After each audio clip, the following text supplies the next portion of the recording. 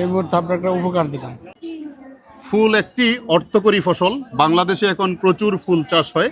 এই যে দেখতে পাচ্ছেন একটা ছোট্ট ফুলের দোকান, এই একটা ছোট্ট ফুলের দোকান থেকে একটা পরিবার চলে। যারা এখানে আসে তারা ভালোবেসে ফুল কিনে নেয় এবং প্রিয়জনকে ফুল উপহার দেয়। ভাই, এই ফুলটার নাম কি? এটা হচ্ছে চন্দ্রমল্লিকা। চন্দ্রমল্লিকা। আর এটার নাম? জিপসি। কি চমৎকার! এই যে যিনি ফুল বিক্রি করছেন প্রত্যেকটা ফুলের নাম তিনি জানেন, ক্রিসেন্থেমাম এবং জিপসি, আর বাকিগুলি গোলাপ। এই যে আপনার যে গোলাপের যে একটা ভাস বানাইছেন, এটা কত বিক্রি করেন? এটা হচ্ছে 30 টাকা। 30 টাকা।